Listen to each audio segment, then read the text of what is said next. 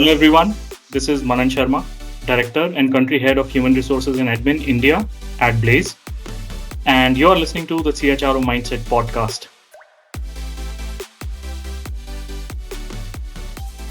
Hello and welcome to the CHRO Mindset podcast, where we bring you candid, thought-provoking conversations with top HR leaders and experts. And here's your host, Pulkit Joshi.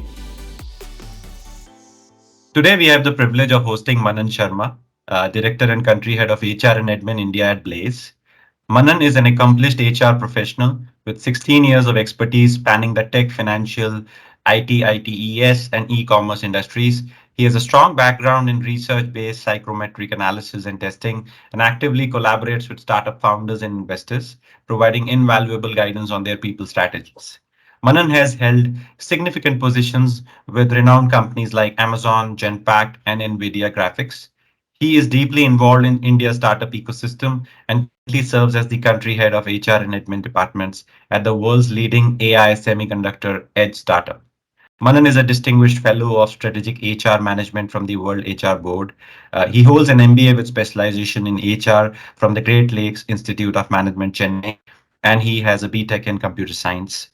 Moreover, he holds international certifications in executive and life coaching, learning and development, compensation and benefits, HR analytics, hypnotherapy, and digital HR transformation. Okay. Manan, thanks for taking out time to speak with us today, and welcome to the CHRO Mindset podcast.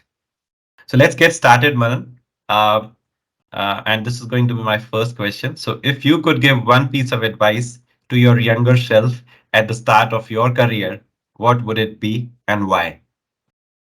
Yeah, I thought really hard about it, Pulkit, and I think my one advice would be an amalgamation of three advices. Uh, I would say don't worry too much about your future, uh, as long as you have the following things in your life. One, an unsatiable temperament for learning. Two, an attitude that HR is a business partner and not a mere cost center. And three, a manager who is making life tough for you. Consider it as life itself becoming your mentor. So these are the pieces I would like to share with my younger self at the beginning of my career. Awesome, and I love point number three. I think that is extremely crucial. Who turns out to be a mentor in your initial first few days, and I'm super sure that a lot of people who are starting up their careers in HR or any other function, right? They would be listening to you very seriously. So thank you for that, man. Moving on to our next question. In your experience, what role does empathy play in effective HR leadership, and how do you cultivate it within your team? To begin with, empathy is important, and I think there is no two ways about it. There is no debate there. But in my brief experience, what I've learned is that it isn't any more important for HR than it is for other functions like finance, marketing, operations. In fact, any other function, business function, which requires human interactions. This frequent cornering, if I can call it, of the HR function on empathy has become too predictable. It is not as if HR can be more empathetic than the business ecosystem within which they are performing. So either don't call HR a policing function or don't expect them to be the empathy police. Having said that, I definitely feel that empathy is a very potent tool for HR professionals in terms of being able to design the workplace experience for the employees. Let me give you an example. Do you draft policies to enable 98% of the employees who are earnest and are coming to your office to do the work of their life, or do you want to draft them keeping the 2% in mind who are likely to err or make use of those policies in a dysfunctional kind of a manner? The ask that I have for my team is actually to step into the shoes of the employees when they design frameworks. And if that does not work, then sometimes subjecting the team member to the same proposed framework hits home more often than not. So, all in good faith, I think it is important, but it is not just important for HR. I think it is important for everyone. Awesome. That's a very fascinating perspective. Love those use cases that you spoke of. Thank you for that. Now let's get on into core HR, right? And we'll pick up a few themes, um, um, and we'll begin with employee advocacy, right? Which right now is the talk of the town, if you will. So let's get into that. So how do you measure the impact and effectiveness of employee advocacy programs? So, Pulkit, I briefly again sidestep from this question, and I want to put it on record that the infatuation with data can be a double edged sword. It is Mm, okay, and I would say even critical to measure the tangible benefits of any program, but it can be harmful in the long run if you overlook the intangible benefits. Employee okay. advocacy, in my mind, is no different in this respect. Uh, the tangibles are all like always, they are easy to measure: brand awareness, brand recall, social media reach, customer goodwill enhancement, number of candidate applications for jobs from non headhunting sources, employee referral contributions. There is a multitude of such tangible metrics that you can use to find out how your employee advocacy programs are hitting home. Uh, but my request is to also consider the intangibles, because sometimes what happens is these tangibles have an impact that we did not even realize or take into account while creating the Yeah. measurement Yeah. frameworks. Brand trust. Now, there is no single point that you can refer to brand to as a data point when you talk about brand trust and loyalty. Okay. Mm, Then there are the dark social channels which you are not privy to, like the messenger groups. Whatever mm, conversations happen there, there is no way, unless until obviously you are scheming the system. There is no way you can find out how many mentions your program is getting. So I think the nearest thing that you can think about when you talk about intangible benefits is tapping the social media conversations where you're not directly being involved, but you're being referenced. okay. Okay, how do you find that out? Yeah. Then, as an HR professional, I need to highlight employee advocacy leads to a lot of employee engagement benefits also. When your employees are starting to talk about you as a brand, then the employee engagement level has to be good. Otherwise, they will whatever they say will be a very superficial kind of a thing. So, with employee engagement, productivity enhancement comes in. With Mm, productivity enhancement and employee engagement, employee retention comes in. yeah. Revenue per employee goes because there is a correlation established already between engaged employees and productivity. Okay, Yeah. declining Yeah. infant attrition in your organization. So all these things need to be taken care of. So don't just get infatuated with the tangibles. The benefits are intangible also, and try and find a way to assess those. Those are my 2 cents, Pulkit. No, again, a very intriguing response, I must say, Manan. And I think, even from brand perspective, much of what you said is very true, even for brands, right? So yeah, there's always this uh, double-edged sword of effectiveness and efficacy that keeps going on. Yeah, yeah. Thank you for that. Let's now move on to change management and organizational transformation, which I again believe is a super critical area for all HR leaders and in general all leaders. So my next question is, how do you engage and empower employees during times of organizational change and foster a sense of ownership and commitment to that transformation? I think communication is central to building a successful organizational or transformation or change management initiative, Pulkit. I think, Okay. and it starts with communicating the need for change, the expected benefits of the upcoming change, Hmm. communicating what will change and by when. Hmm. Okay. Uh, Yeah.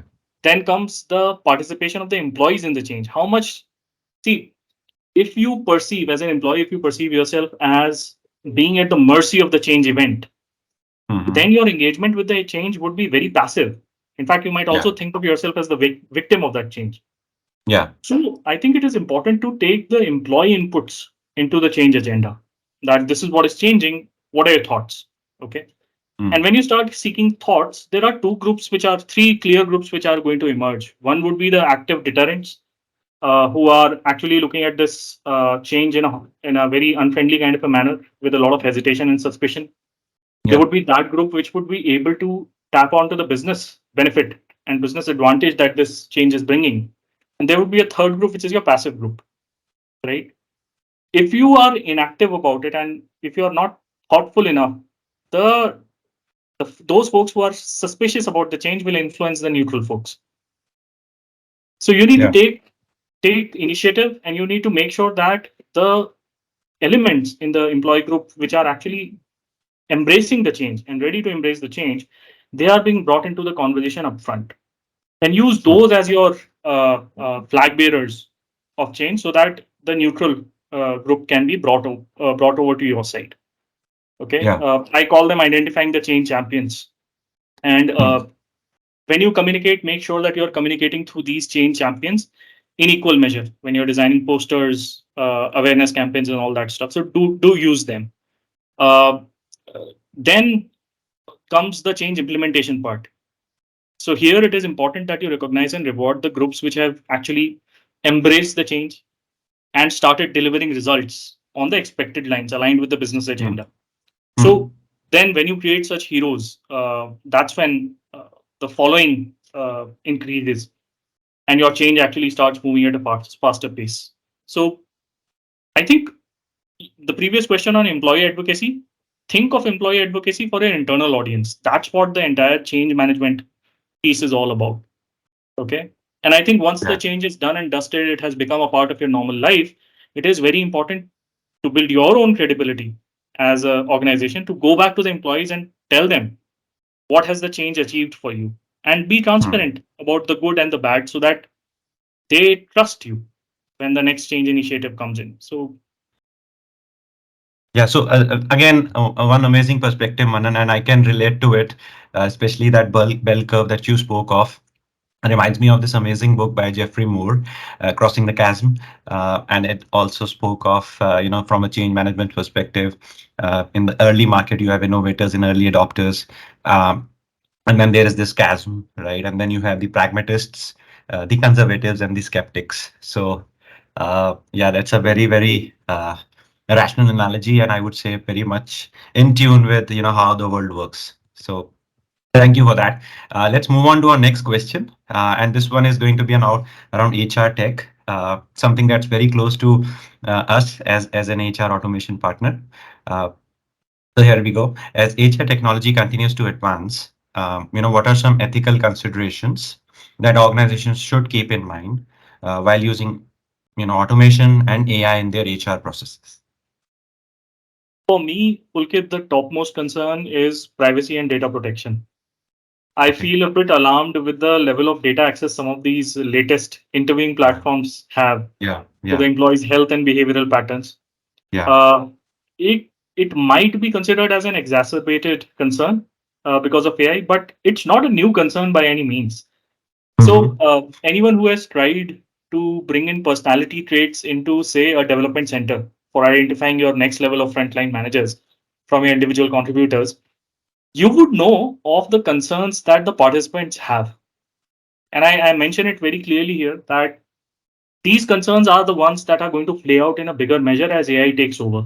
Okay. So, what were the concerns? The concerns could be what would the manager think about me Mm-hmm. based on my personality? Would they have access to everything that has been assessed?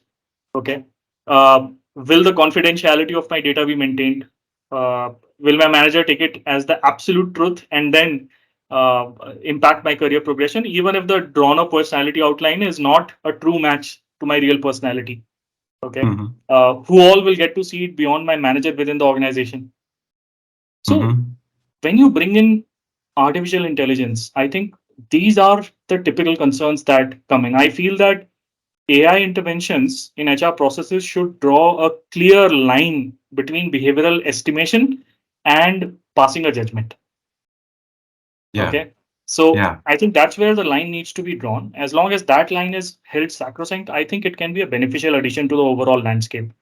See, you just need to look at some of the social media hearings that are happening in the US Senate. Okay. Mm. Mm. And one thing that you will realize is AI isn't perfect, neither Mm. is it Yeah. above biases. Okay. And that element of uncertainty can really be a deal breaker. any way you look at it. Hmm. So it is best to start with automating the operational aspects of HR and leave the more human aspects and interactions to the professionals. Uh, Let me take an example. So there is Hmm. this ever expanding space of I identify as, right? Do you think a Hmm. chatbot which is depending on historical data Hmm. and natural language processing algorithms based on historical data would be able to adjust to that landscape while drafting responses or interacting with individuals who identify in a certain manner? What adjectives will they use, right? Yeah. So just one example wherein I don't think it will be foolhardy to actually think of AI as a supplement in place of good HR practices. Hmm. As long Hmm. as it is being used as a tool at the hands of an expert surgeon, it can be giving excellent results. Pulkit. Hmm. So those Hmm. are my two Hmm. cents on HR technology. Awesome, awesome. And I feel that from what I have even heard from the inventors of Chat GPT, they have also been, while they are all for doing these innovations in the space, but at the same time they keep on warning the people and the administration that there are stricter measures that need to be put in place. So yeah, it's a very exciting field nonetheless. So thank you for that. Let's move on to our next question. In your experience, how do you strike the right balance between leveraging automation to streamline HR processes and ensuring personalized employee experiences? Because somewhere down the line, there's always this competence or kind of a competition going in between these two things, right? So that's part one of the question. The second part is, can you share an example where automation enhanced employee interactions without sacrificing the human connection? Sure. So Pulkit, let me start with a disclaimer. Uh, if an HR professional feels that their employees can only provide candid, genuine feedback in an anonymous setup, stop thinking about AI and start worrying about the transparency and trust in your organization. Okay. Do not hide behind automation. It will never be a substitute for a heart-to-heart talk. Okay. So with that disclaimer, let me list out certain good areas where I see HR automation can really be of help.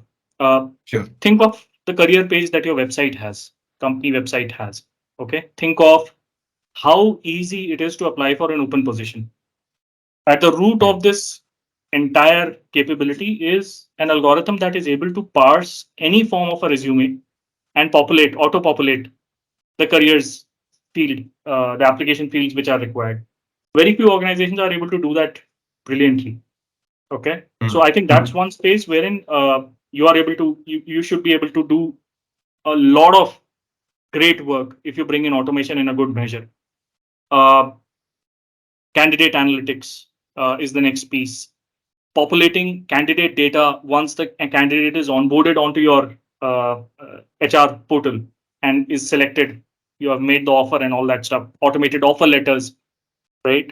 Automated background verification triggers, analytics and attrition risk forecasting based on the various parameters that are there. Social media integration, why not? If you have an internal news board, being able to integrate it with external social media with enough control in your hands on what to share and what not to share. Collecting feedback, gathering analytics from internal HR operational sources, and creating HRMIS. So when I say HRMIS, I'm only talking about the input for the HR team, not as a final output. Because HRMIS will give you all these bar graphs and all these trends. The context needs to be put in by the HR professional. So I think these are some of the great areas where HR automation can work brilliantly. Some areas that I would recommend not to include when you're planning your HR automation piece is exit interviews. For that matter, any high impact touch points like birthday wishes, work anniversary wishes, or life events. Counseling, leadership coaching, mentoring, personal development plans, performance improvement plans. I think there are various legalities also involved when you talk about performance improvement plans. So it's best to actually limit HR automation in these fields. Coming to your second question, there have been a couple of mind blown kind of experiences that I've had with HR automation. So if in the event of unfortunate event of hospitalization. The most frustrating part for an employee is the discharge process. I've seen Hmm. discharge processes being estimated in the morning at around 10 or 11 and finally getting discharged at 10 or 9, 11 in the night because bill Hmm. settlements are pending, pre-approvals are pending, all those things are pending. So brilliant implementation of HR automation was when an organization actually designed a countdown timer to discharge that the Okay. employee could access and a real-time update on where the bill settlements were, right? So I think that is one brilliant piece where automation comes to the forefront. And I think another implementation that really had me gawking was pre-approval of a hospitalization claim based on certain medical consultations that were uploaded through the mobile phone camera, and the approval happened within 30 seconds. So Wow. yeah, so automation deployed in the right areas can actually be a great game changer for human resource function. But yeah, you have to be very mindful of it. You keep drawing that line again and again. Pulkit. Very, very true. Very true. And what a great example of really putting it into practice. So again, thanks for that awesome use case, Manan. Moving on to our last question. And this is one question which we have been asking to all our HR leaders. So, what is that one literature or any book that has shaped your HR leadership journey and has significantly impacted your way of thinking and how you take your journey ahead? So I will take two names, Okay. Pulkit, and I take these two names because they help you counterbalance your view. It is very easy to get swayed by a work of literature and then start implementing it without actually knowing the other side. Yeah. So Yeah. management philosophy has mostly been a Western concept. Yeah. I mean, okay, the MBA was developed, invented in the Hmm. Western world.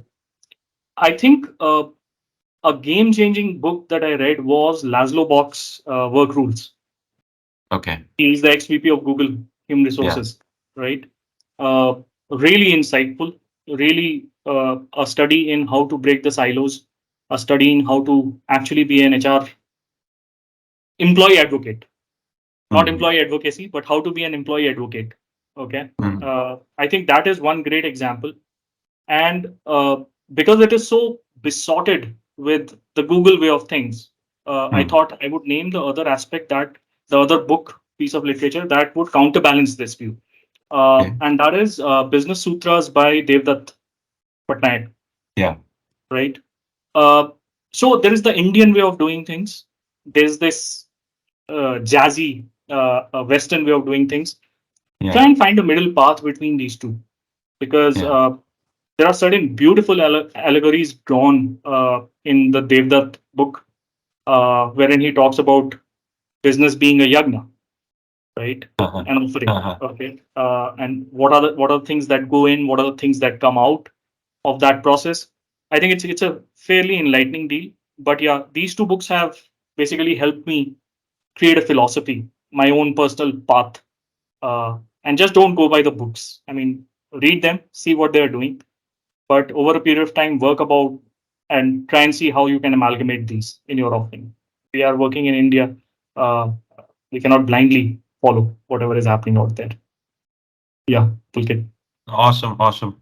Again, very, very insightful response because looking at two schools of thought makes you all the more neutral. And even in marketing, right, a lot of new things which have come up, right? So earlier, it was not so much about salience, so and mostly about what Mr. Kotler has to say. And Yeah, now these are the new schools of thought that have come up, right, which are mostly based on building distinctive brand assets, fame, and uniqueness and whatnot. So I'm right. so very happy to see the HR side of it coming up. So again, thank you for that as well. So I think we are done with our conversation. Absolutely thrilled to have you as a guest on the CHRO Mindset podcast, Manan. Um, your invaluable insights and illumination on the strategic mindset of CHROs has truly inspired us, and I'm sure a lot of our listeners would have gotten some great pearls of wisdom from you. Thank you for sharing your expertise and vision with us.